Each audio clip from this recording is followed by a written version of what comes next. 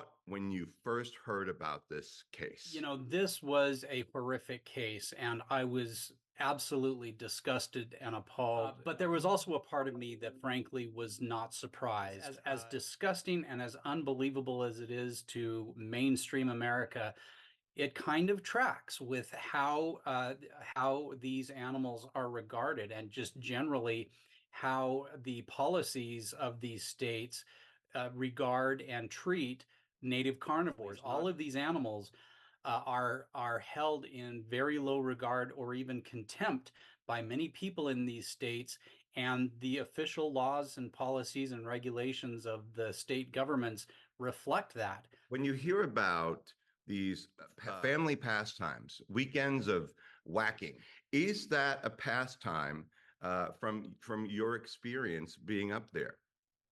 No, and I was born and raised in Idaho, and we did a lot of hunting growing up. This sort of intentionally cruel and sadistic behavior would never fly with my dad or with the people that I grew up hunting with. I remember when there was a bill introduced in 2019 in the state legislature of Wyoming to ban the practice of running down wolves and coyotes with snowmobiles.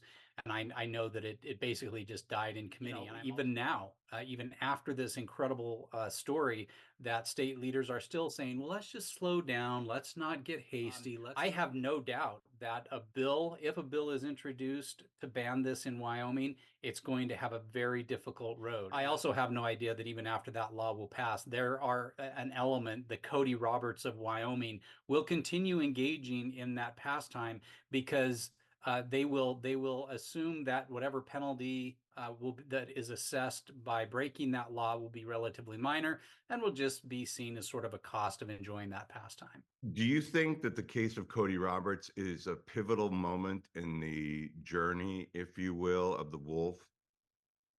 I think it certainly could be. I think that this case has sort of come to symbolize the way that these states are managing wolves, and the need to get their management out of the hands of those states and into the hands of the federal government through the Endangered Species Act. And I think this case is waking people up to the fact that these animals clearly need protection from these renegades in these states. And the only way to do that is going to be to yank control away from those states and put it back in the hands of the federal government. Why would they say no knee-jerk reactions? Let's see what we're going to do here. Don't do things so quickly. And then we table it to July. Is there a thought process probably that we're going to forget, that it's going to come out of our memory?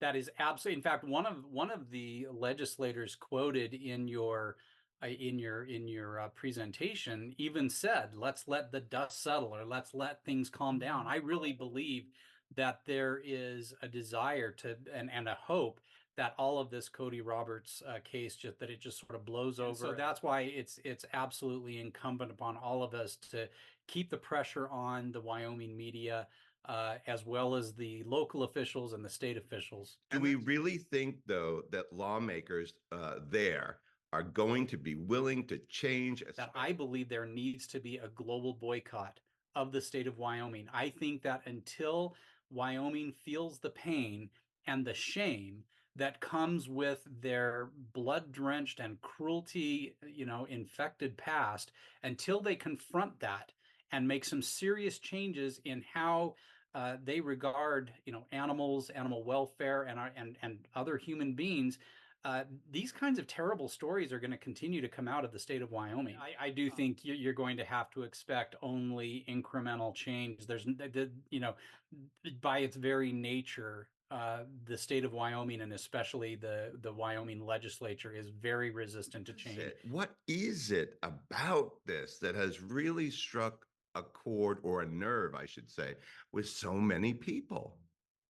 Well, just because that wolf was rendered completely helpless, and the way that man terrorized her, I think honestly that big grin on his face as he's kneeling next to an animal that is confused and in pain and terrified, I think that that image, that spoke volumes and really, roused a great deal of empathy among ordinary people who hadn't given two thoughts about wolves.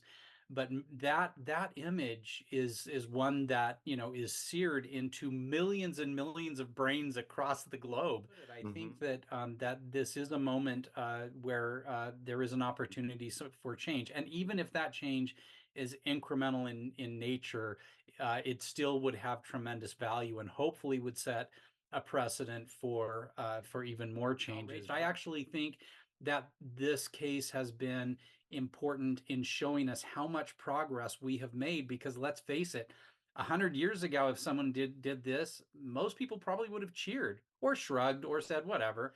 That to me says that we are making progress, and now it's time for Wyoming to catch up. That may be well and good, but do you think that's actually going to happen, Scott?